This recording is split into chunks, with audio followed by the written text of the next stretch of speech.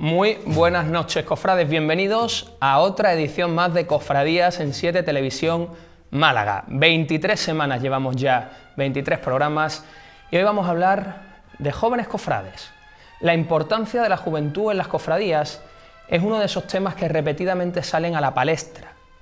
En los últimos años, aparentemente, los jóvenes se han sumado de forma activa a nuestras corporaciones y trabajan de manera absolutamente normal. Hasta el punto de que los jóvenes están generando una serie de eventos muy interesantes.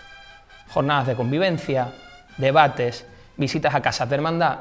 Es importante que se genere vida y exista interés hacia las cofradías y sobre todo que se dote a todo esto de sentido.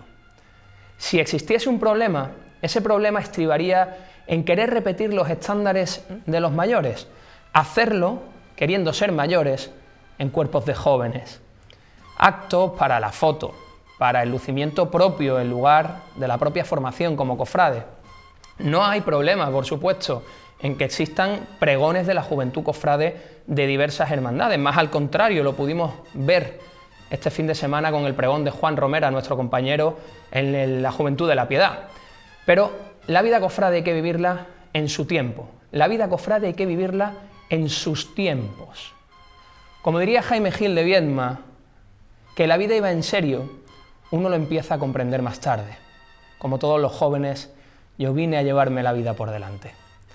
Comenzamos hoy en Cofradías con el vídeo del primer sábado de Cuaresma del Viacrucis de Antorchas que protagonizó el señor yacente de la Paz y la Unidad en el misterio de su Sagrada Mortaja del Monte Calvario. Hoy vamos a hablar con el hermano mayor del Monte Calvario, también con el hermano mayor de la Sentencia, así que disfruta que empieza Cofradías en 7 Televisión.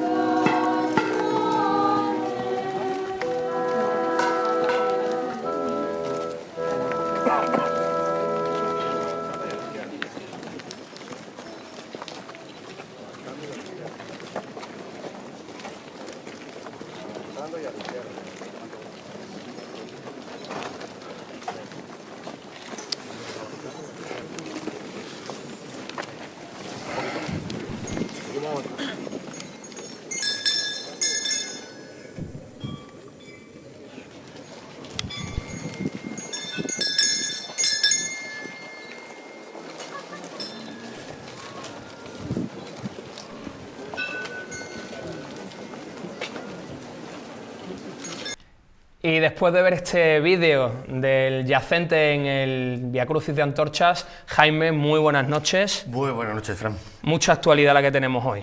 Mucha, vamos, demasiada, y no creo que tengamos tiempo para tanto. Intentaremos comentarlo prácticamente todo, especialmente cultos y carteles, que es lo que ha ocupado la mayoría de la actualidad de esta última semana. Empezamos directamente con el quinario al Cristo de la Agonía, un quinario que terminó el domingo en ese oratorio de Santa María Reina, con el señor de Huiza presidiendo el altar, un quinario, bueno, concurrido, los días que pude acudir, concurrido. Quinario de 5 días más solemne función principal, donde el Cristo pues presidía elevado en el altar mayor del oratorio y formando el Calvario con la Virgen a un lado, el San Juan al otro y ese bosque clásico de cirios que suele presentar la Hermandad de las Penas en sus cultos. Curiosísimo, cambiamos a San Julián, el triduo del huerto, un triduo que se ha celebrado fuera de la iglesia de los mártires, un altar de cultos espectacular, aprovechando el altar mayor de la iglesia de la agrupación de cofradías, la verdad que un acierto absoluto en esta cofradía del huerto. Sí, se ha celebrado fuera de los mártires, pero no le ha pesado en el ánimo en ningún momento a archicofrades del huerto. Más al contrario. Para realizar un soberbio montaje de cultos, ¿no? Recordaba por la escenografía, la potencia de la escenografía, a los que montan la festividad de la Inmaculada en el altar mayor de los mártires. Efectivamente. Seguimos por la feligresía, nos vamos a la iglesia del Santo Cristo de la Salud, donde se han producido esos solemnes cultos de Cuaresma que finalizaban el día 7 con el Vía Crucis público, con el estandarte del patrón de la ciudad.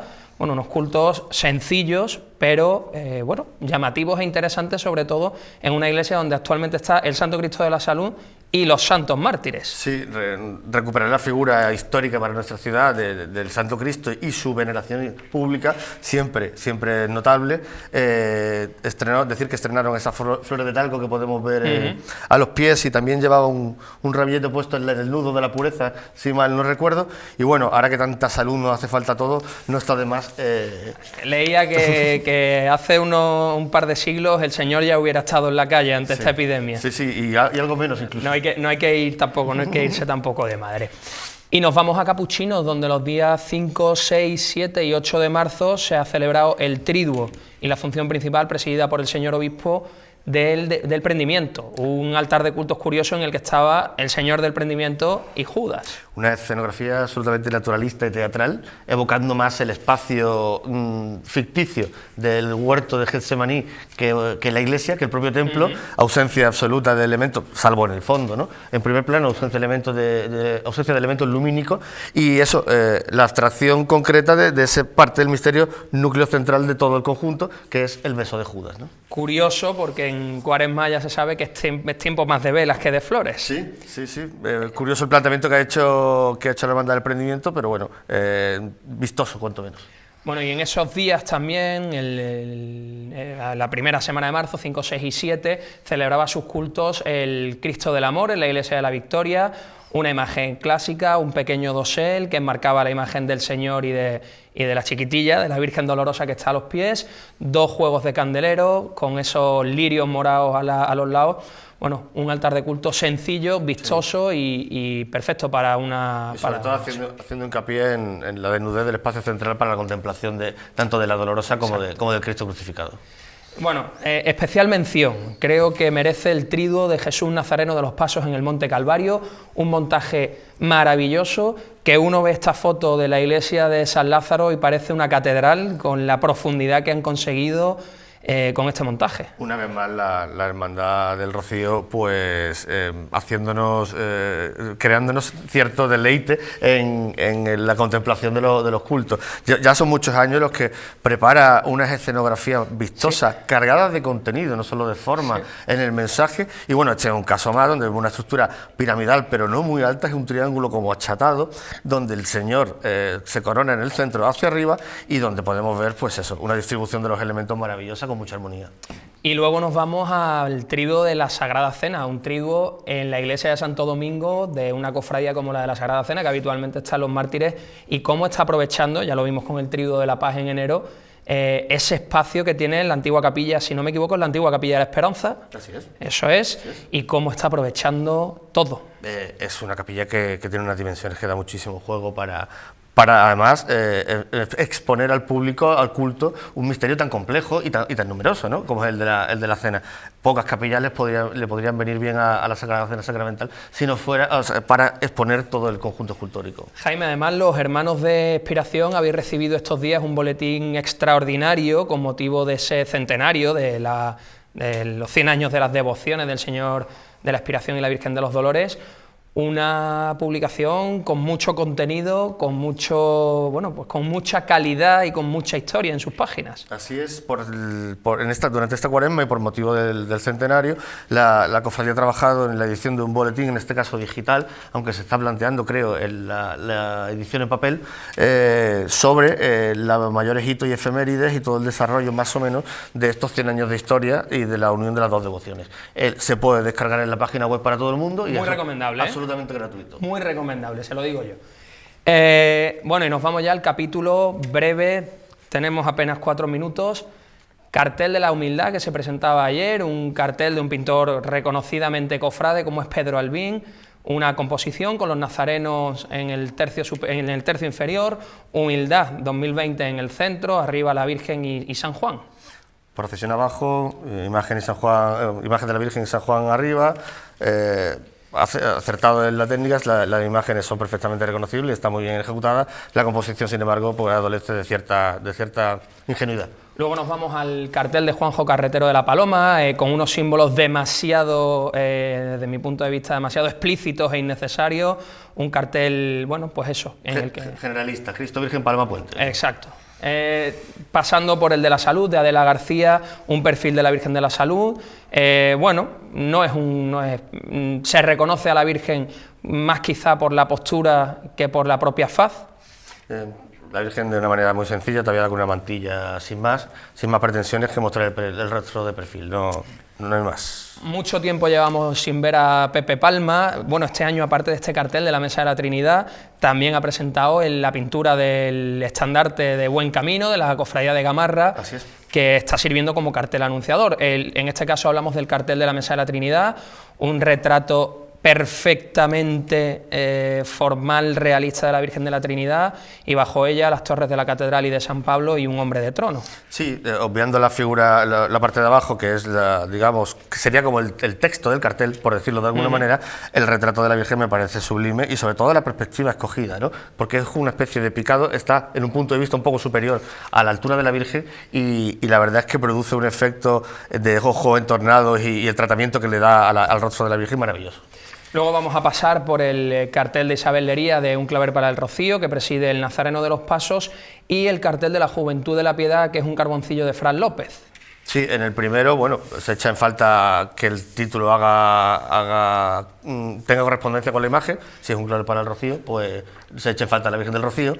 Y por el otro lado, el de la Piedad, pues Fran López intenta innovar con una perspectiva bastante curiosa, tanto del conjunto escultórico de la Piedad, la alegoría del niño delante del misterio y la cruz desplazada hacia la izquierda en una tarde, bueno, pues como solemos prefigurar cómo fue aquella tarde del Viernes Santo. Niño, ¿no?, además nazareno. Nos paramos en ese cartel de Pablo Cortés del Pueblo, un cartel que, bueno, que tiene una explicación muy clara, muy sencilla, que es ese calvario que se forma entre la cruz parroquial, el guión y el Señor, una perspectiva pues, absolutamente aberrante porque no es la habitual, es una imagen vista desde el pasado San Dimas y el futuro San Dimas que irá a los pies si algún día se realiza ese misterio. Sí, destacar el uso de las tintas planas, la mezcla de colores, que me encanta, y luego el juego de diagonales con los capirotes y los estandartes, que también le da mucho dinamismo a la composición. José Carlos Gil, que ha realizado pues un estilo de cartel muy pop, sí, para Humilde Paciencia. Ese neopop al que estamos acostumbrados. Ya nos dejó también el del Amparo, de la Pollinica. Así es. Y aquí, bueno, no tenemos mucho tiempo, pero hay que detenerse en el de Jesús Zurita para el centenario del Huerto. Una composición, Jaime, inmensa, complicadísima. Sí, esto es un poema alegórico renacentista, esto es complicadísimo. Vamos a destacar sobre todo la parte de arriba, que es la más evidente, donde se ve a la izquierda el Cristo del Huerto con el ángel confortador, a la derecha la Virgen de la Concepción, y en medio el sol, que hace de icono sacramental, porque es hace 500 años cuando se fundó la Hermandad Sacramental de los Mártires, que ahora mismo está anexionada con la Cofradía del Huerto. De ahí los tres grandes iconos titulares, el Santísimo, el Cristo y la Virgen, formando ese triángulo superior. la parte de abajo hace hincapié en el vergel y en el jardín como tierra de la Virgen, y haciendo un paralelismo con la ciudad de Málaga, cerrando con el arco de la Inmaculada Concepción. Ya os digo, intentad buscar la explicación porque es muy confortante el leerla mientras estás viendo el cuadro. Eso es. Luego pasamos por ese cartel de José Antonio Jiménez para el rescate, un cartel al puro estilo José Antonio, con esa forma de la capilla de Callagua. Podemos hablar también del de Javier Peláez Bernabé para la Juventud de la Inspiración, esos dos nazarenos enmarcados en esos bordados. Sí, que simulan la puerta de San Pedro. Y antes de centrarnos en uno de ellos, pasamos por el de José Carlos Torres para Nueva Esperanza, también esa reminiscencia pop. Sí. Volvemos a las clásicas formas del retrato elevado, en este caso muy frontal, más pop todavía, no está de tres cuartos. El pop suele manejarse en frontalidad y en tintas planas, y un plano frontal favorece muchísimo ese uso de las tintas. Y bueno, vamos a terminar con un cartel que es tremendamente, o que está siendo tremendamente polémico, pero yo personalmente, conociendo la obra de Andrés Mérida, no veo la polémica en ningún sitio. Andrés Mérida es un artista sobradamente consagrado. Un artista como Andrés Mérida no tiene que adaptar su pintura a una cofradía, sino una cofradía que pide a Andrés Mérida que le haga su cartel, sabe a qué se atiene. Tenemos una Virgen que no es reconocible de perfil, tenemos una petalada de biznagas, tenemos una procesión saliendo y tenemos una toca y una corona donde aparecen los nombres de los titulares de las reales cofradías fusionadas. Es todo un juego visual muy plástico, tanto la parte de abajo con la muchedumbre, la fila de nazarenos muy verticales, muy enhiestos saliendo por la puerta, que hace eco con el canon que usa Andrés Mérida en sus imágenes, ¿no? Imágenes muy alargadas y imágenes muy afinadas, ¿no? Es como recreando a lo mejor las esculturas de Giacometti, de la vanguardia, o esa pintura filiforme. Es el estilo de Andrés Mérida, que no defrauda, y en cuanto a lo decorativo, ya no solo la petalada de biznaga, sí es bastante notable el ingenio que usa a la hora de meter esos nombres con una tipografía absolutamente casi anárquica, imitando la red de bordado y la propia técnica de bordado, donde va metiendo los nombres de Exaltación, Ánimas de Ciego, Lágrimas y Favores, San Juan Evangelista. Efectivamente. Bueno, yo sé que en tu lanzada vas a seguir hablando de carteles y de pintura, así que... Sí, hoy vamos a ir a por ello. Vamos a dejarlo aquí porque ahora nos vamos a ir con la agenda, con la lanzada, nos vamos a un momentito de publicidad y volvemos con Arturo Fernández San Martín, hermano mayor del Monte Calvario.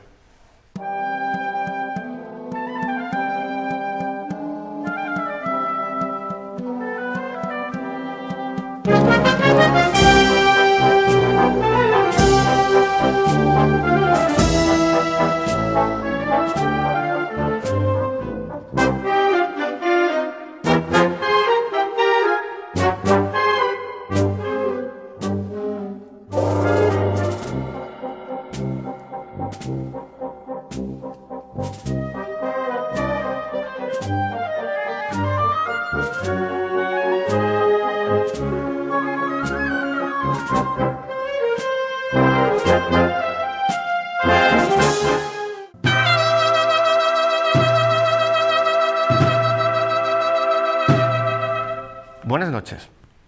Algunas de nuestras hermandades y cofradías llevan ya unos años empeñadas en plantar cara, con una actitud hostil e incluso agitadora, al bello arte de la pintura.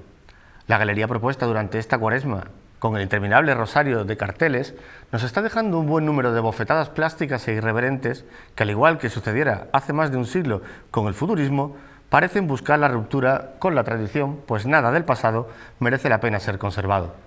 Si los hechos o acciones que se están perpetrando no persiguen esta finalidad rupturista, estamos entonces hablando de un problema de mayor calado que encuentra con la exhibición de lo grotesco y de lo ridículamente ingenuo la manera de emborronar el lienzo del decoro y el buen gusto. La insistencia de algunas de nuestras corporaciones en estas prácticas tan poco aconsejables deben atender a una compulsiva adicción por lo gratuito, lo compasivo o lo caritativo, olvidándose de esta manera que cada acto y cada gesto público representa a unos cuantos cientos de hermanos que desearían ejercer una actitud ferozmente iconoclasta contra esos iconos del espanto. No podemos culpar a las nobles manos que desde una irreflexiva temeridad aceptan los encargos. El deseo de notoriedad y la injustificada, en estos casos, vanidad del ser humano, pueden ser un cóctel explosivo ante la más mínima sugerencia de un encargo. Casi siempre valemos más por lo que callamos. Coincidiendo con la mayoría de pintores profesionales que aún se acercan a las cofradías a dejarnos su personal visión plástica de una imagen o un tema, el cartel en el siglo XXI ha perdido su función original, la publicidad y el anuncio. Bajo estas circunstancias, no estaría de más reivindicar, junto a la buena pintura, a la fotografía como medio más solvente para anunciar nuestras salidas procesionales. Compruébenlo. Tenemos en la ciudad a muchos y muy buenos fotógrafos con respuestas emocionales e instantáneas a tanta confusión.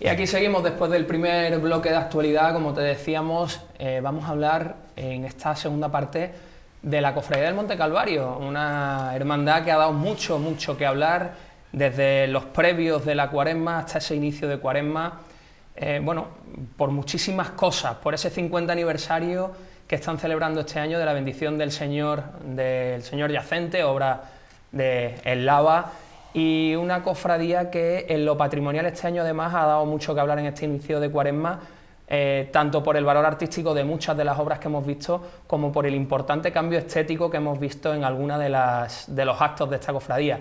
Hoy está con nosotros Arturo Fernández San Martín, que es el hermano mayor de esta cofradía, lo es desde junio de 2018, es profesor en el Instituto Jesús Marín y vamos a hablar con él pues largo y tendido de tantas cosas como ha protagonizado en este inicio de la Cuaresma el Monte Calvario. Todavía queda mucha Cuaresma y todavía quedan muchas cosas que van a ocurrir en el Monte Calvario. Arturo, muy buenas noches. Buenas noches, Frank. Me acompaña. Buenas noches. En tu inicio, en ese junio de 2018, hablabas de dos pilares en tu proyecto de la cofradía, como eran la formación y la acción social. También, además, ahora mismo eres ni más ni menos que el presidente de la Comisión de Relaciones con el Cabildo Catedralicio. Ya no. ¿Desde cuándo? Desde hace días. Bueno, pues no nos hemos actualizado, pero lo teníamos claro que era. Pues bueno. lo he sido hasta hace 15 días. ¿Ha tenido algo que ver esa decisión de no poder dar...? No tiene nada que ver. Ha habido una pequeña remodelación en la permanente de la agrupación y entonces el que hasta ahora era fiscal, Antonio Sánchez Herrera, hermano mayor de Pasión, ha pasado a ser vicepresidente y yo he pasado a ser fiscal. Ajá. De manera que la Comisión de Relaciones con el Cabildo Catedralicio ahora la preside Salvador de los Reyes, hermano mayor de Mediadora. Bueno, pues un cambio muy reciente, efectivamente. Sí, tan reciente que no en la página web de la agrupación todavía apareces como responsable. Pero bueno, ¿cómo ha sido? Hasta hace unos pocos días, Jaime, le va a tocar... Sí, podemos hablar de eso si queréis. De hecho, la última reunión con el deán la tuvimos hace 15 días, vaya, y todavía yo estuve. Y además, por acabar con esta contextualización, Jaime, Arturo va a ser el pregonero de la Semana Santa del Colegio Gamarra el próximo día 27 de marzo.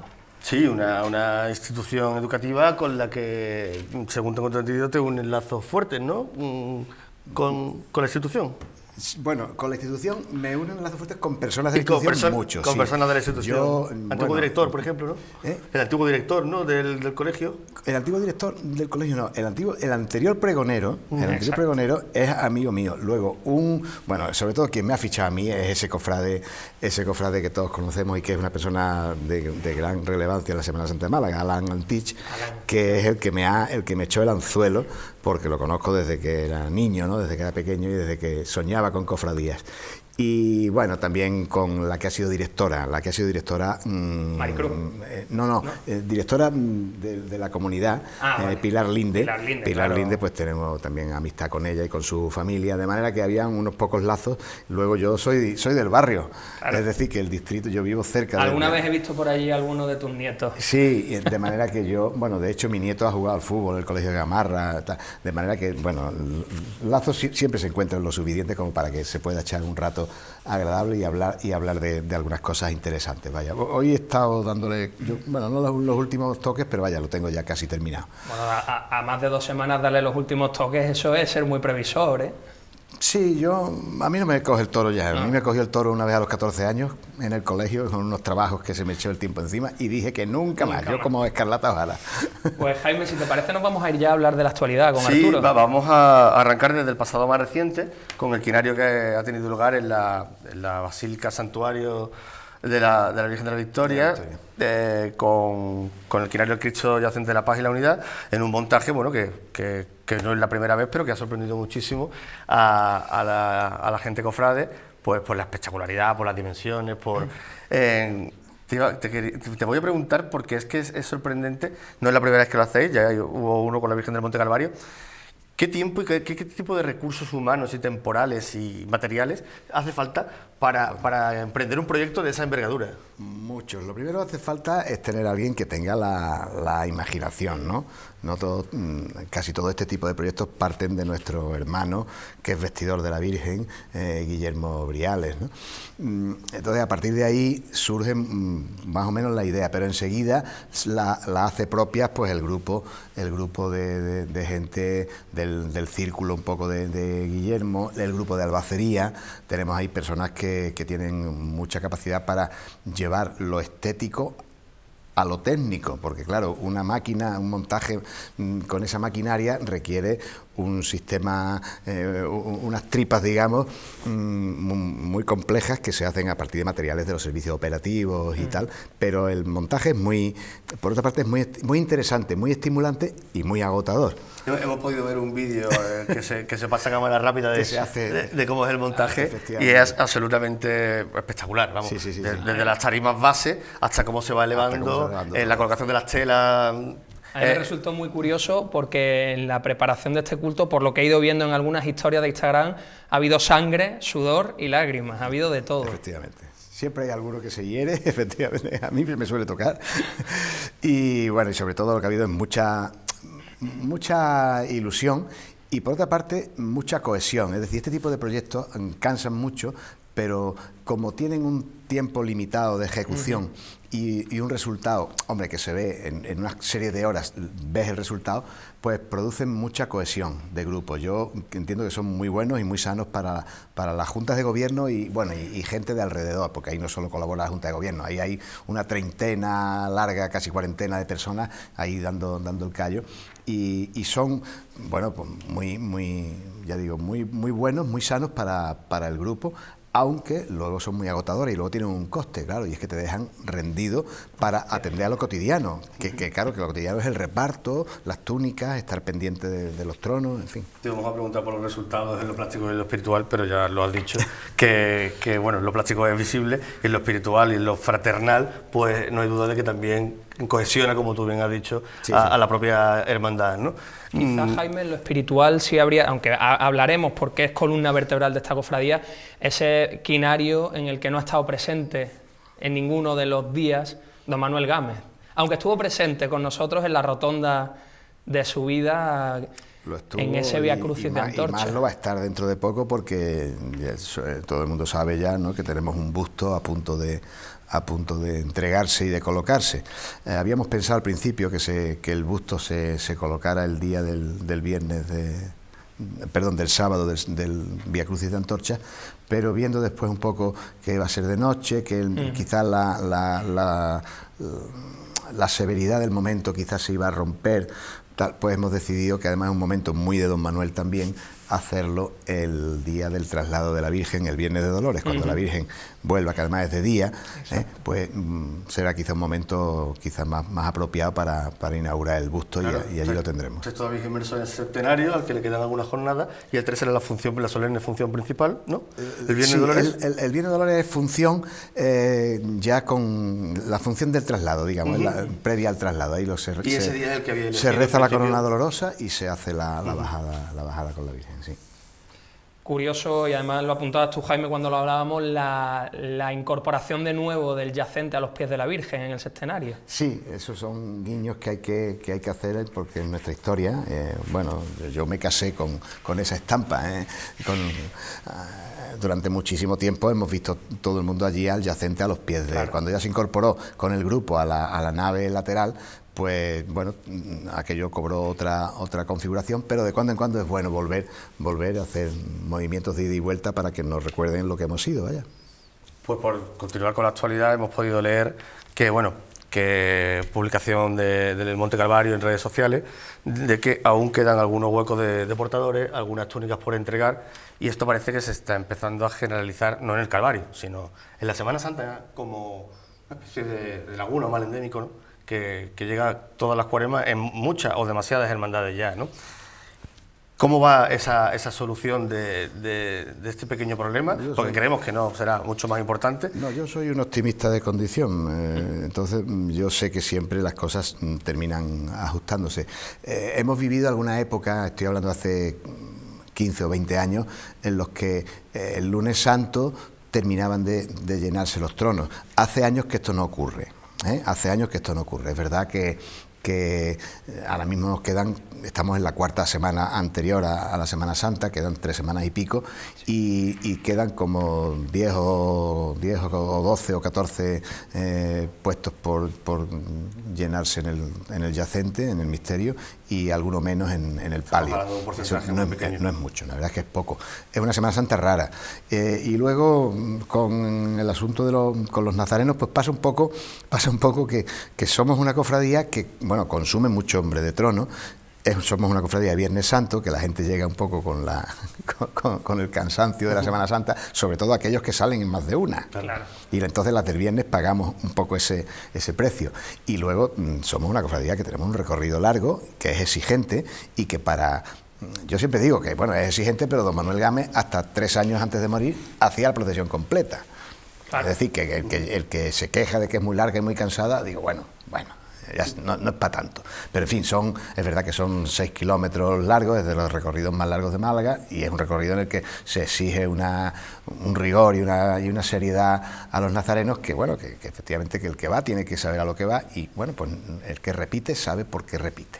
¿Crees que estamos en algo coyuntural o que esto pues, es un problema que a medio plazo revista más gravedad todavía? Es posible que estemos en un ciclo, que vaya aflojando la participación, porque claro, gusta mucho ver y no gusta tanto participar. Bueno, así es Málaga, somos los que somos, sí. Hay los hermanos que hay y esto es lo que tenemos. No sé, la verdad es que no lo sé, yo eso sí que no me cuesta trabajo, pero en fin, que por donde vayan los movimientos, los ciclos sociales, pues tendremos que adaptarnos a ellos. Yo alguna vez, me acuerdo con anteriores hermanos mayores, alguna vez cuando ha habido épocas más complicadas, he dicho, bueno, pues puede ocurrir que haya cofradías que tengamos que decidir sacar un trono, reducir los cortejos. Yo lo que no quiero es llenar las filas de nazarenos a toda costa con el primero que venga. Es decir, sí, creo que la sensatez y quitarle, sepa lo que viene. Y quitarle el dramatismo a este tipo de cosas, al fin y al cabo tenemos que desenvolvernos con lo que tenemos. No podemos ir... Nosotros el año pasado hicimos un llamamiento a nuestros hermanos.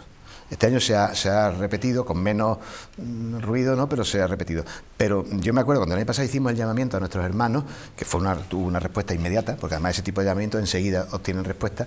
Me llamaron de algunos medios, me dijeron, oye, ¿queréis que, con todo el cariño del mundo y sin ningún tipo de morbo, queréis que lo difundamos? Y yo dije, no, porque es un llamamiento a los hermanos.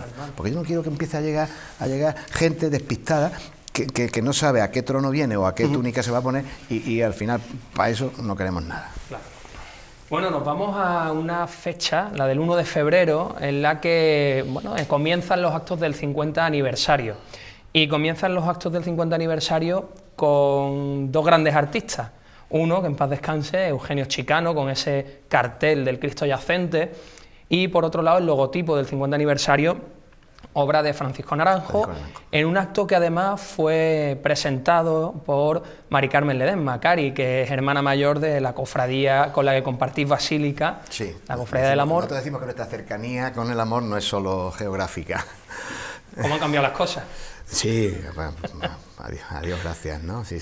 Yo creo que las cofradías nos llevemos bien debe ser lo normal, pero efectivamente hay que elaborarlo todos los días, vaya. ¿Cómo mesuráis desde la hermandad el ser, pues los propietarios más de algo espiritual que de algo artístico, como es la obra póstuma, la última obra pues, de Eugenio Chicano, de noviembre de 2019. Pues nos dimos cuenta enseguida. Yo, cuando me comunicó Gonzalo Otalecu, que es el coordinador del cincuentenario, me comunicó que se había muerto Eugenio, pues dije, caray. Pues enseguida me di cuenta, digo, pues me parece que el cartel este va a ser lo último, va a ser lo último que ha hecho, y efectivamente luego Mariluz Reguero me lo confirmó, de manera que es un honor para nosotros tener su última obra, y la valoramos en lo que representa, vaya. Hay una casuística muy genial, y es que firma por detrás con fecha de noviembre de 2019, sin embargo el cuadro lo fecha en el 2020, ¿no? Ese deseo de prolongarse más allá, incluso desgraciadamente de su propia existencia. Es muy bonito lo que pone, sí, en el reverso. Así es.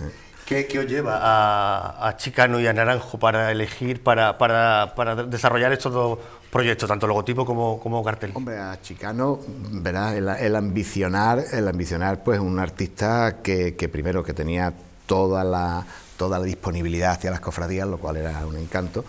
Y luego, pues, que también, hombre, era un victoriano, vivía, barrio, claro,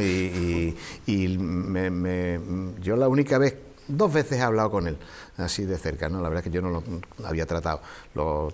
Hablé con él cuando la magnífica exposición del flamenco, que hizo en el Palacio del Obispado, y luego cuando subimos al Calvario, para que, bueno, viera un poco la imagen allí y nos dijera más o menos las pautas que tenía que seguir de prepararse para hacerle las fotos al Señor para después acometer la obra, ¿no?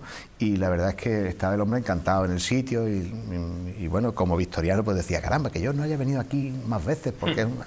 Total, que para nosotros es un verdadero honor tener la última obra de Chicano. Y la de Naranjo, nosotros tenemos una historia de cooperación, vamos, con Naranjo ya empieza a ser grande y nos ha hecho el logo, pero nos ha restaurado la Magdalena. Sí, ahora hablaremos de ella. Sea lo que sea, está claro que los dos resultados plásticos son incuestionables, tanto en la obra de Chicano como en el logotipo de Naranjo. Y luego, Jaime, y vamos a entrar ya en materia, en toda esa renovación patrimonial. Hablamos de una urna reconstruida con piezas preexistentes, unas potencias que han cambiado la fisonomía del Señor, una María Magdalena que ha recuperado o que ha cambiado también su fisonomía gracias a una maravillosa restauración de Naranjo, esos nimbos de los varones y de las piezas del misterio. Digamos que es lo que nos consuela de no haber podido estrenar el techo de palio, claro, que por la enfermedad, por la indisposición de Jesús Arco, pues bueno, vamos a tener que esperar, pero bueno, la paciencia es también una virtud. Jaime, esa urna, ¿eh?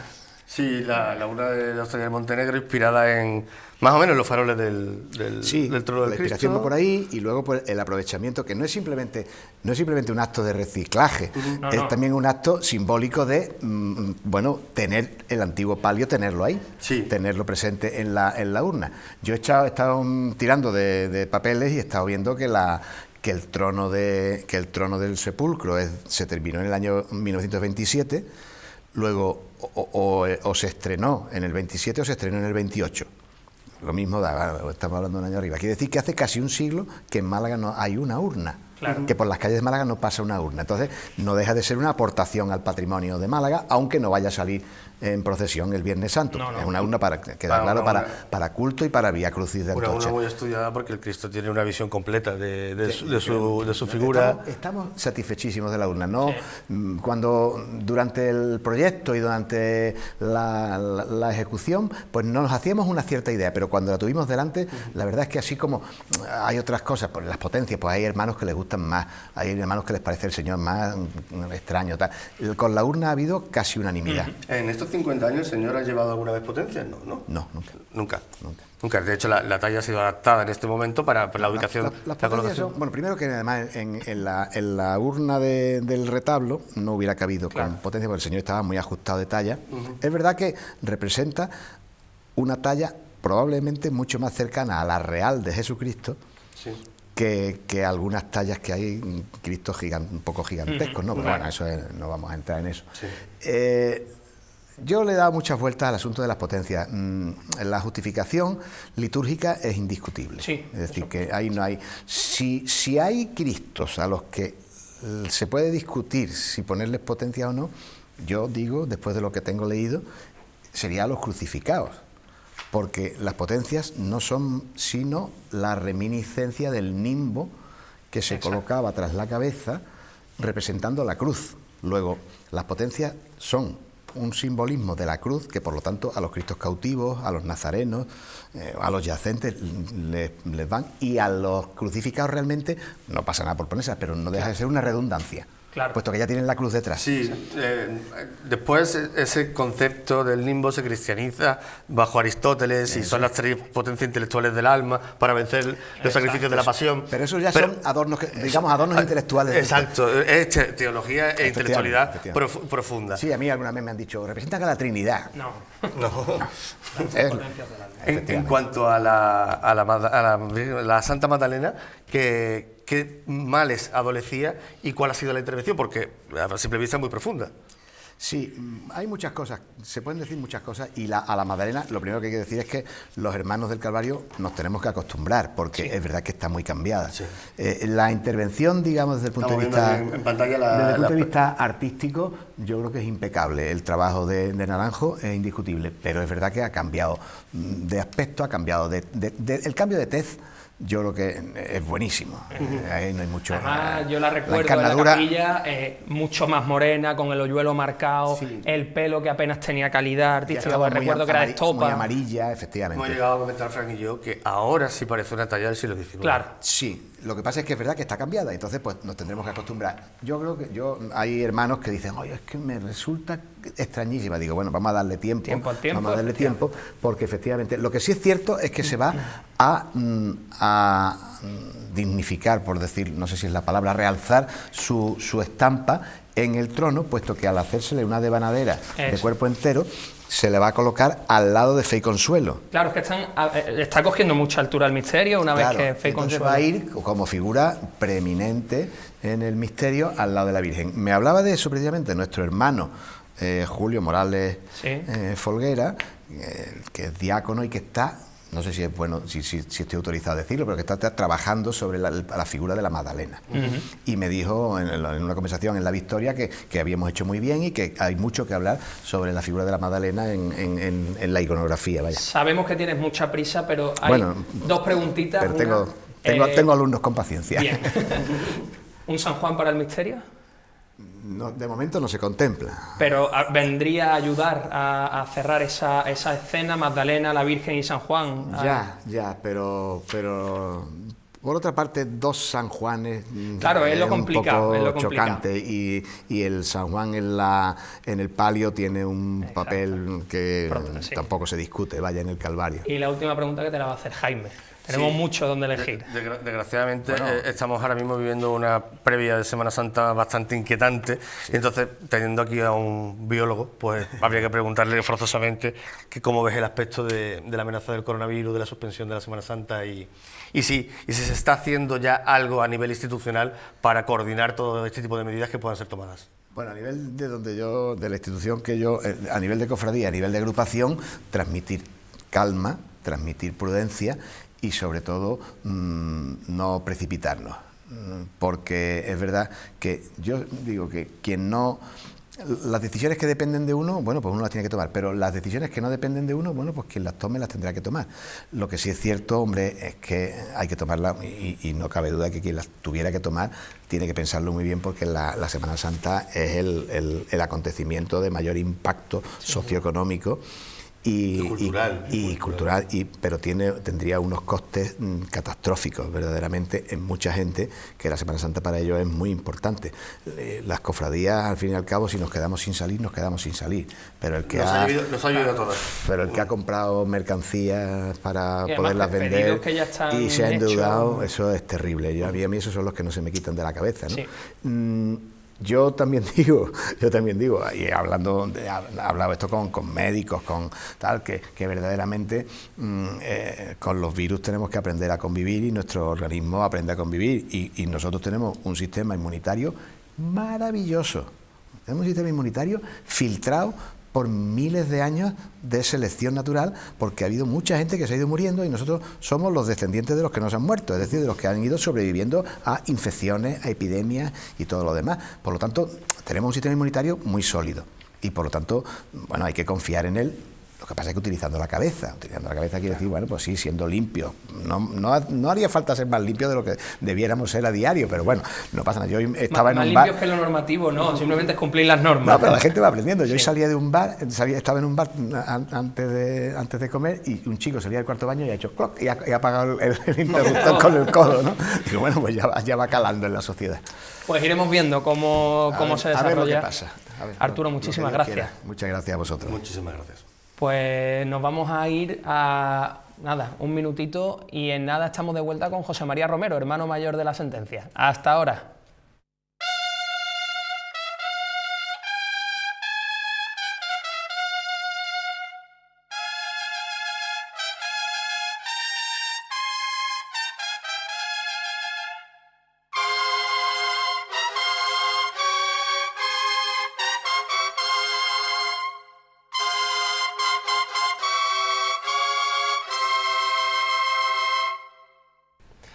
Bueno, y aquí seguimos en este último bloque. Jaime, vamos a hablar, a mí me da mucho pudor esto, vamos a hablar de la Cofradía de la Sentencia. Sí, vamos a hablar con José María Romero, que bueno, que tiene muchas cosas que contarnos, porque la Sentencia es una hermandad que está muy activa desde hace ya tiempo, con muchísimas actividades, muchísimos proyectos de gran envergadura, y bueno, muchísimas actividades en la Cuaresma, y podemos empezar, si te parece. Buenas noches, Chema. Buenas noches, Jaime. Con las últimas actividades que ha sido el Triduo al Cristo de la Sentencia y con la presentación del cartel de José Antonio Jiménez, ¿no? Efectivamente.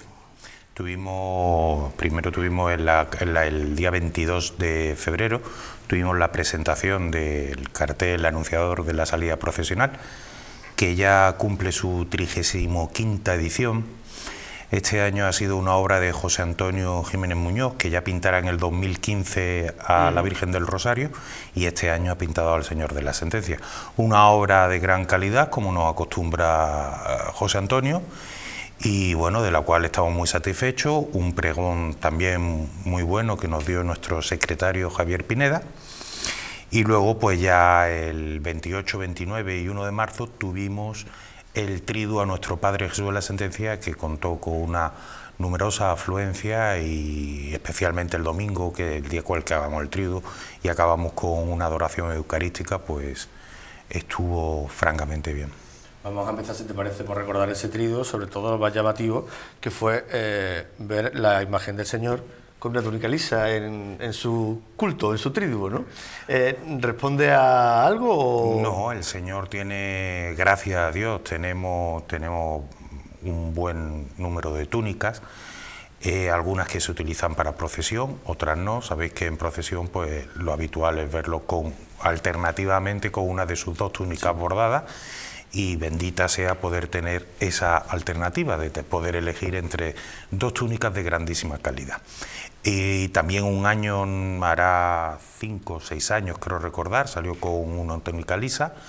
En capillas está muchas veces con túnica lisa, hay veces que está de morado, que es el color más habitual suyo, hay veces de burdeo, las túnicas de procesión son burdeo, incluso blanco también en verano algunas veces se le viste. Te lo digo, perdón, Fran, sobre todo porque últimamente estamos observando una corriente dentro del mundo cofrade, que es los grandes festejos, grandes celebraciones o conmemoraciones de las imágenes, ponerle todo lo que tengamos a mano. Es decir, si tiene una túnica bordada, incluso añadirle atributos iconográficos propios de la iconografía que no tenía hasta entonces.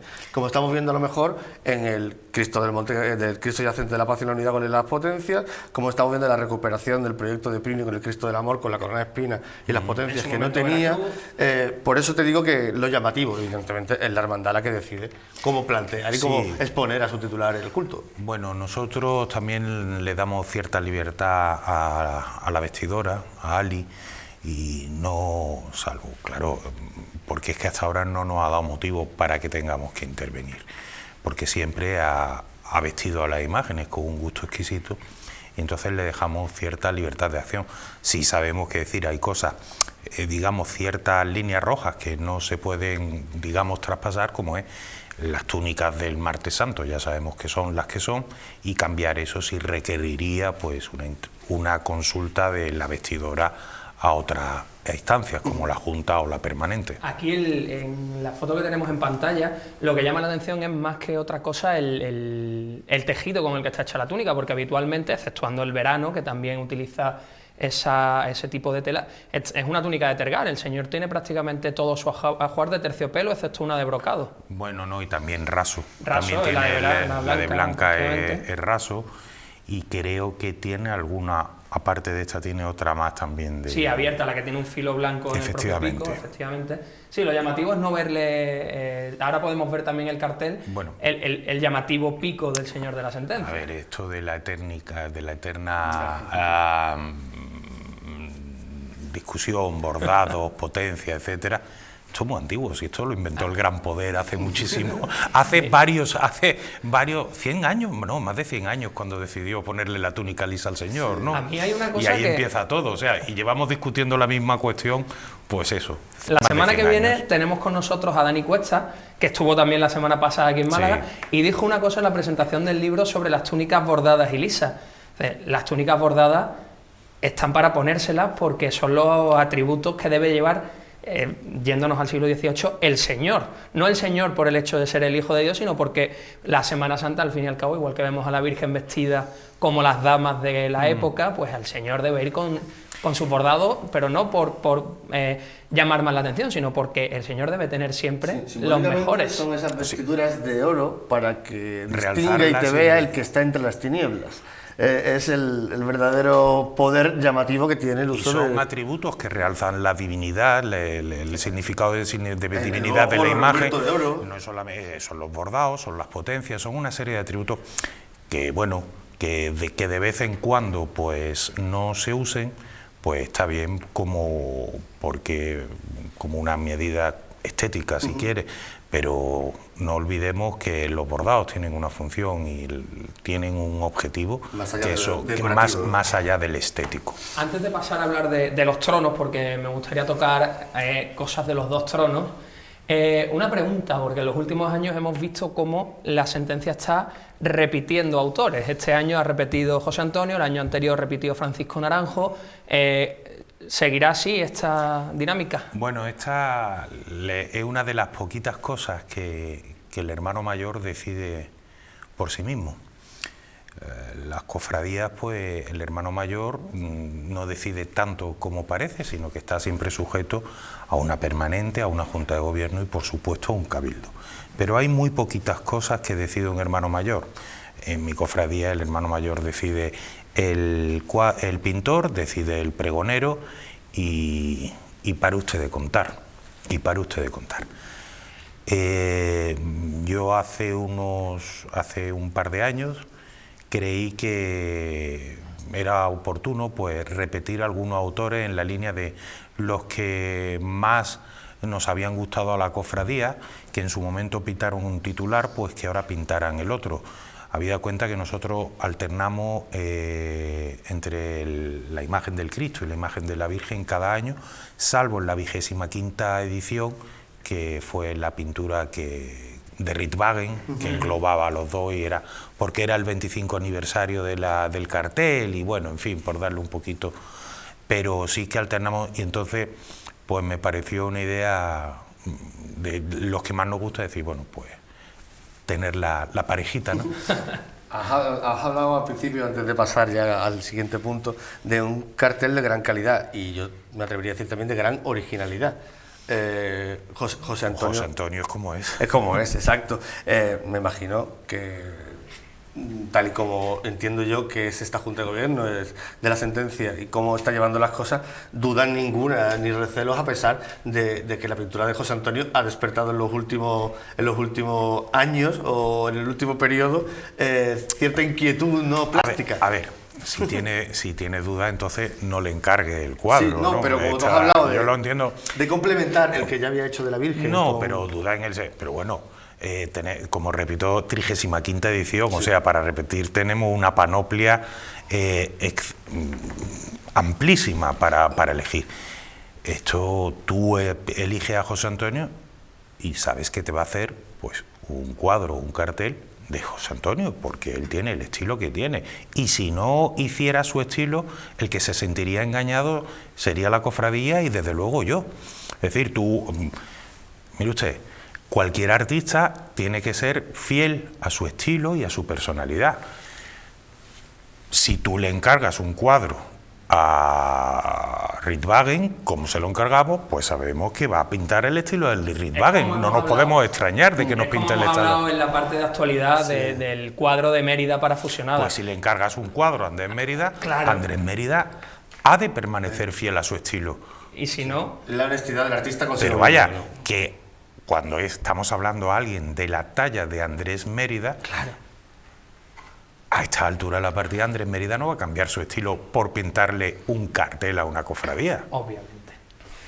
Chema, nos vamos a ir a un tema que, bueno, ha llamado un poco la atención esta cuaresma y es, por un lado, ese inicio de los ensayos de los Hombres de Trono de la Virgen del Rosario. Creo que fueron 4 fechas, se han ido anunciando, de convivencias en la Casa Hermandad. Y luego otra parte que no es tan pública, que es esa remodelación que se ha llevado a cabo del trono. Se ha hecho una remodelación interna de la estructura. Bueno, por parte. Primero, lo de ensayo, esas convivencias que hace el equipo del trono de María Santísima del Rosario, pues responde simplemente a lo que el equipo del trono ha decidido que es oportuno. Yo soy de la teoría que si como hermano mayor o jefe de procesión tengo unos mayordomos del trono o un equipo de procesión, es para dejarles que actúen a su mejor criterio. Si ellos han decidido que esto es oportuno y esto les va a venir bien, pues yo mi opinión es que hay que dejarles hacer. Si los del Cristo deciden otra cosa, pues también les dejo hacer. Esto es... Vaya, es que no tiene más lectura. Sí. Si te quieres, te digo vulgarmente, ni pincho ni corto en ese tema. Dejo que cada equipo haga lo que estime oportuno. En cuanto a la remodelación o reestructuración de la Virgen del Rosario, del trono de la Virgen del Rosario, pues bueno, se han hecho arreglos en la mesa, se ha cambiado, se han arreglado los encajes de los arbotantes en la mesa, en fin, ha sido mejoras de tipo estructural que bueno, que le hacían falta y que tampoco, verás, no se le da más publicidad de lo que una mera cuestión práctica de albacería, ¿no? Te voy a preguntar, Chema, ¿esa reestructuración obedece simplemente a fijar ese tipo de piezas o va a tener algún componente estético en la apreciación del conjunto? ¿Hay alguna variación de los elementos? Quizás la variación es, bueno, los arbotantes de la Virgen del Rosario son unos arbotantes muy grandes, muy voluminosos y especialmente los de cola, que tienen un vuelo hacia atrás tremendo. El encaje que tenían en la mesa era débil y requería de la ayuda de unas barras estabilizadoras que sujetaban, que estaban unas barras de metal labrado, que sí. La idea, si acaso, puede ser que esas barras no se pongan al final y, hombre, desde el punto de vista estético supone una mejora, pero independientemente de eso no ama ya el trono. Sí, el trono, la única diferencia estética que tendrá, como cada año, es el original adorno floral al cual nos tiene acostumbrado nuestro florista Ramón Vega. Que todavía no se sabe nada. Bueno, las flores están ya encargadas. Vale. Y hasta ahí puedes leer. Y hasta ahí puedo leer. Bueno, nos vamos a ir ahora al otro trono, no al actual, sino al trono del futuro Señor de la Sentencia. ¿No? Ayer publicaba la cofradía algunas imágenes del estado actual de ese trono, un trono que está actualmente terminando las labores de carpintería e iniciándose, como se puede ver ahí, la parte del labrado, de la talla a cargo de Manuel Toledano, la carpintería a cargo de Francisco López. Esa talla que se ve ahí concretamente, esa de los pies de la esquina, eso concretamente, eso sí es trabajo de Francisco López. Se ven también los tondos, esos sí son ya las coronas Laurel sí son ya de Manuel Toledano. Manuel Toledano tiene trabajo ya en su taller, está realizando, que luego se irá acoplando sobre esta estructura que ha realizado un artista, porque es un artista, Paco López, que es una barbaridad ver cómo trabaja la madera, y es un pedazo de artista como la copa de un pino. La famosa columna, sale de ahí, ¿no? El trono. La famosa columna. Yo es que lo vamos a dejar ahí. ¿Cómo van los plazos de ejecución? Ahora mismo van bien, incluso yo creo que ya Manolo va un poco adelantado, y también Paco López creo que cumpliendo los plazos escrupulosamente, incluso con un poco de adelanto. Cuéntanos del pergamino. Bueno, esto es una especie de cápsula del tiempo que idearon el equipo, la comisión creada para el seguimiento y trabajos del nuevo trono. Entonces yo me lo encontré ayer de sorpresa, yo no sabía nada, y decidieron hacer un pergamino donde figurase, pues en tal año se ejecutó esta obra, con los trabajos de los artistas, tal, una numeración, pues lo típico, siendo hermano mayor de la cofradía, pues el que suscribe. Y todo eso se metió en una cajita de madera, acompañado, como ahí se ve, con un trozo de encaje de la Virgen del Rosario y un fragmento del cíngulo de Nuestro Padre Jesús de la Sentencia, para dejarlo ahí, en un sitio indeterminado, que quedará de forma permanente dentro del trono, ¿no? Que quedará de forma permanente para que, si Dios quiere, pues dentro de muchos años, cuando alguien vaya a arreglar o vaya y diga, caramba, ¿qué es esto? Bueno, ya estaba hablando, Chema, de algunos de los artesanos implicados. Jaime, hemos hablado de todos estos artesanos en los últimos meses, porque hemos hablado con el hermano mayor de Crucifixión, por la carpintería... Bueno, perdón, también se me ha olvidado mencionar que también José María Ruiz Monte también vaya trabajando. Tenemos ya los barros del primera de las cartelas, la de la expulsión de Adán y Eva del paraíso, que es una maravilla. Sí, bueno. Tú te referías a ese conjunto de artistas, yo creo que son el oscuro objeto del deseo cofrade artístico, ¿no? Creo que todas las hermandades y cofradías que quieren iniciar un proyecto quieren contar con este tipo de artistas, porque bueno, sabemos que están a un nivel espectacular, ¿no? Una de las premisas que nos fijamos a la hora de empezar este proyecto era que queríamos que fuese un trono 100% malagueño. Hoy en día tenemos, creo que artistas y artesanos en Málaga de suficiente y reconocida valía como para poder hacer un trabajo de calidad dentro de Málaga, y bueno, y así lo hicimos. Ya hemos visto el carpintero Paco López en Torremolinos, el tallista Manolo Toledano, el imaginero José María Ruiz Monte y el dorador Verdugo, Alberto Verdugo. Consideramos que los cuatro son unos estupendos artistas, unos estupendos profesionales, y si el trono es 100% malagueño, creo que le da un plus, que es defender lo nuestro y nuestra industria artesana. Pero yo creo, además, más allá de todo esto, que no es una defensa por defenderlo, porque necesita defensa, sino más bien yo lo entiendo como un, oye, no hay que irse fuera, aquí tenemos... Sí, efectivamente, eso es lo que he dicho, por lo que he empezado por decir. Creemos que hay artesanos y artistas de una valía y una categoría más que suficiente para no tener que ir a buscar nada afuera. Estamos hablando de primeras figuras en su ámbito, sin duda, en el contexto andaluz y nacional. Y además, en cada uno de esos campos, sí. seguro que tendría alternativas. Ojo, sí. No es que sean los únicos, es que hay alternativas, correcto, además. Correcto, sí, así es. Así es. Estamos viviendo, digamos, en ese sentido una eclosión que ya hubiéramos deseado décadas atrás en Málaga, tener los artesanos de los que hoy podemos disfrutar, y artistas de los que hoy podemos disfrutar. Efectivamente. Antes de pasar al Martes Santo, a los temas de recorrido, agrupación, etcétera, bueno, afortunadamente la sentencia no es una de esas hermandades, como hemos hablado en el blog anterior, con necesidades imperiosas de hombres de trono, de nazarenos. Jaime, tú hablas ahí, te insisto en que me da mucho pudor, sí. Hablas de una buena gestión.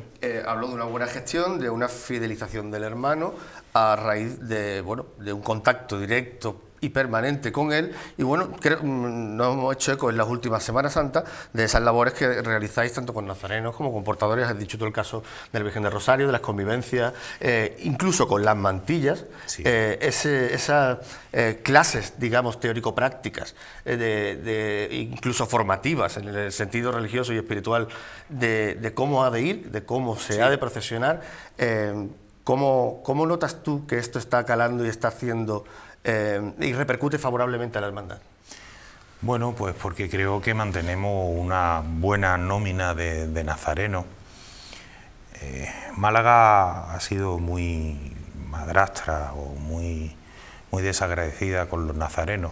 Aquí, pues debido a nuestra particular idiosincrasia y debido a nuestra peculiar historia, pues se le dio todo el protagonismo a partir del finales de los 70 a los hombres de trono, aparcando a un lado las filas de nazarenos.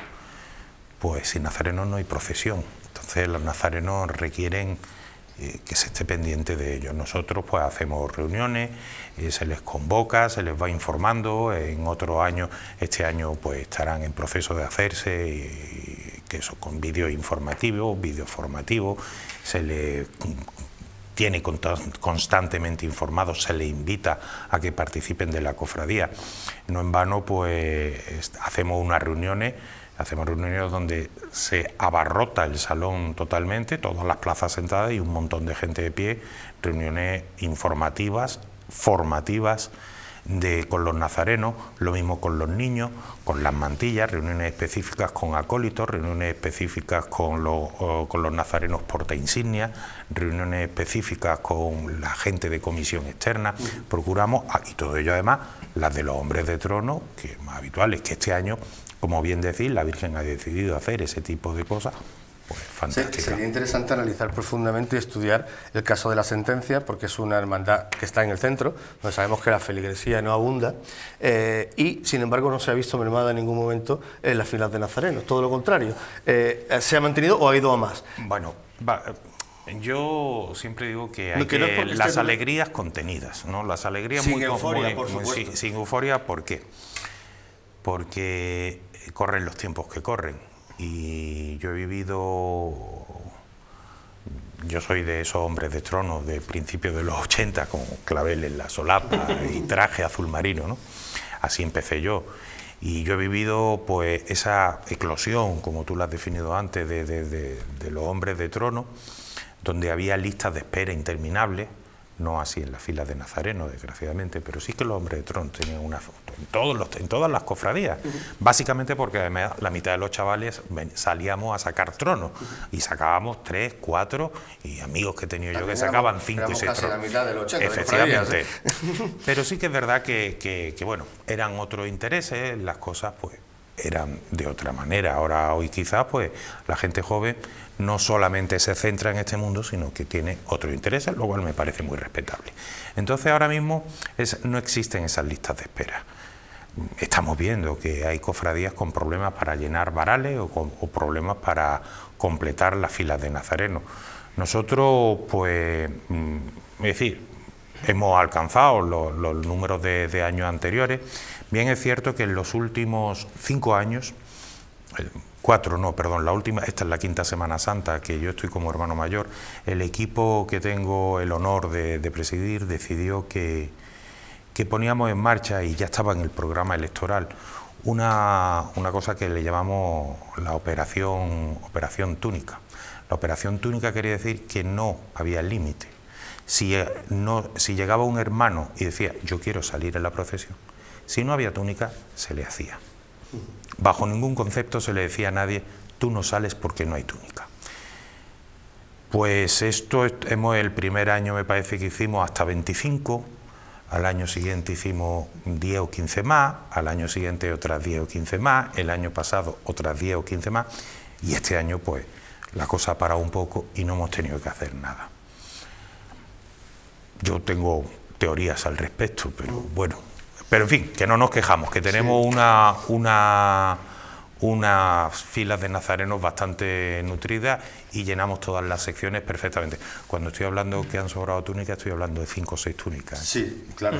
Que seguramente entre, oye, tal, no sé qué, de aquí al Martes Santo estén... Bueno, teniendo en cuenta la incertidumbre que nos está rodeando Eso ahora es. mismo, pues tampoco es de descartar que haya recelosos a la hora de acercarse a la hermandad a recoger el hábito. Pues o a... igual también influye que el año pasado el recorrido cansó mucho a mucha gente. En fin, yo tengo mis teorías. Tenemos un par de minutos. Jaime ha introducido una pregunta que es de rigor, se la hemos hecho a Arturo. ¿Cuál es el ánimo ante la incertidumbre? Ayer por la noche se cancelaban o se retrasaban tanto las fallas como la Feria de la Magdalena de Castellón. La incertidumbre es absoluta porque sigue habiendo casos y sigue habiendo contagios. Evidentemente, los números son los que son, eso aquí son fríos, pero son indicativos de qué es lo que ocurre. Yo, en mi opinión, y así lo he puesto hoy, por ejemplo, en las redes sociales, he puesto que creo que las cofradías lo que tenemos que hacer ahora es actuar con mesura, con prudencia, no hacer alarmismo que sea muy efectista y tal, pero no debemos caer en ello, y tenemos que seguir trabajando hasta que nos digan lo contrario las autoridades competentes al respecto. Esto no es porque ahora lo diga cualquiera que no sea el adecuado y va, pues como es que este ha dicho que no hay que... Vamos a seguir trabajando como hasta ahora, como si no ocurriera absolutamente nada, y simplemente pues tendremos en cuenta la intención de seguir trabajando, como digo, con prudencia, minimizando los riesgos, eso sí, con una cierta, sabiendo que está ahí este problema y estando atentos a qué es lo que nos indican. Pues si te parece, vamos a terminar con una de Martes Santo, porque vamos a seguir manteniendo esa esperanza en que pueda desarrollarse la Semana Santa, y que es lo último que se pierde además, la esperanza. La Semana Santa... Perdón, Las procesiones. La Semana Santa seguirá sí o sí. Los desfiles procesionales. Además, estoy convencido. Hemos sobrevivido a quemas, a persecuciones, a guerras. Pues seguiremos para adelante. Sí, eso seguro. Te quería preguntar sobre el recorrido oficial, pues que el año pasado se estrenó, lo estrenaron casi todas las hermandades, excepto las que no pudieron salir, y te iba a preguntar que para la Hermandad de la Sentencia, lo mejor que le aporta este recorrido y lo peor que a lo mejor tiene un elemento común con casi todas, ¿no? Bueno, pues yo te voy a decir exactamente lo mismo que dije, donde creo que debo decirlo, que en la Junta de Gobierno de la agrupación, y ya he repetido en otros sitios. Creo que obtuvimos algunas cosas buenas, como es que ganamos calles como Especería, Cisneros, creo que ganamos el entorno de la catedral, pero ¿a costa de qué? A costa de una calle Lario fría, por el tener las zonas aforadas de detrás de la silla, un mobiliario más que mejorable en los entornos de Martínez, Atarazana. Voy a pasar por alto la Alameda porque estaba en obra y entonces no creo que fuese indicativo de nada. Y luego ese túnel de los horrores que era la Plaza del Obispo y la entrada a Molina Lario. Bien, es verdad que una vez que pasaba aquello, pasaba la primera parte de Molina Lario, pues ya entraba en la zona donde está el edificio de Telefónica y demás, llegaba a la Plaza del Obispo y esa parte es bonita. Y luego otra cosa que no es achacable a la agrupación de cofradías a nadie, que es la deplorable imagen de las cofradías, y eso lo vivimos nosotros pasando por ese inmenso comedor que es Molina Lario, Plaza del Siglo, Plaza del Carbón y calle Calderería. Un inmenso comedor de 400, 500 metros de largo que se hace absolutamente insufrible, antiestético y, si me apura, antihigiénico. Una última a colación de esto es, ¿tenéis pensado ya qué tipo de actos vais a celebrar en la Plaza del Obispo? El que nos han indicado. Esto nos han dado unas pautas muy claras y lo único que tuvimos claro desde el principio, y lo hablé con nuestro director espiritual, que a la sazón es canónigo de la catedral, Miguel Ángel Gamero, con lo cual a nosotros será él el mismo el que esté allí presidiendo. Y nosotros pues llegaremos, todavía no tenemos claro si podremos hacerlo con una coral o con la música de las bandas. Habrá una breve lectura, para el Señor será Mateo 27 y para que es donde el lavatorio de manos, y para la Virgen será la estación del Vía Crucis, Jesús se encuentra con su madre. Creemos que son dos lecturas cortitas, pero profundas y que dotan de mucho significado a lo que hacemos en la calle. No interferiría para nada en retraso. Yo creo que la idea es que no. Luego ya veremos como todo cómo se lleva a la práctica. La idea es que no, porque en vez de hacer una parada antes de entrar en la Plaza del Obispo, atravesarla entera con una marcha y hacer otra parada, las paradas que hacemos entre marcha y marcha, paradas técnicas, si quieres así llamarlo. Bueno, pues entonces sales, coordinas las marchas para que una marcha termine al llegar a la entrada de la catedral, bajas y en el tiempo que estás haciendo esa parada técnica se hace la lectura, que como digo es muy corta, y ese minuto, minuto y medio o 2 minutos, todo lo más que hacemos de descanso, es el que tendría lugar. Lo que te has dicho, si se coordina no hay problema, seguro. Creo que sí. 30 segundos, Chema, para que nos indiques ese cambio que hay en la salida. Se retrasa la salida, se cambia el itinerario habitual. Sí, se retrasa la salida, no sé si algún itinerario recogerá la salida aún a las 19 horas, y no, es a las 7:30, a las 19:30, porque está, como sabéis, con la obra del Cine Astoria y las excavaciones que allí se están realizando, el lateral este de la Plaza de la Merced está inhabilitado, y bueno, pues barajaron opciones y se decidió que lo normal y lo natural era atravesar la plaza por el lateral oeste, es decir, salir de calle La Merced, por lo que es la esquina de la Casa de Picasso, para girar a la derecha, recorrer ese lateral y volver a girar a la derecha para coger calle Álamos. Pues Chema, muchísimas gracias por estar con nosotros. A vosotros. Jaime, nosotros nos vemos el viernes con otro personaje en mayúsculas de la Semana Santa, Francisco José González Díaz, más conocido como Paco Pepe. Así es, el viernes lo tendremos con nosotros en estas conversaciones a tres que tiene este spin-off de Cofradías, los viernes a las 10:30, y bueno, seguro que Paco Pepe o Francisco José González Díaz tienen mucho que contarnos de pasado, presente y futuro. Buenas noches a los dos, muchas gracias, y ya te digo, es que el viernes a partir de las 10:30 vamos a tener a uno de esos cofrades que han forjado la imagen actual de la Semana Santa de Málaga, más todavía en la Cofradía de Pasión. Nos vamos a marchar, en un par de días nos estamos viendo de nuevo, como siempre te vamos a dejar con un vídeo hoy, pues aprovechando que está aquí José María Romero, vamos a irnos con el Señor de la Sentencia en la tribuna principal, con la marcha Nazareno de la Sentencia de Ginés Sánchez. Nos vemos el viernes, buenas noches, sé libre y sé feliz.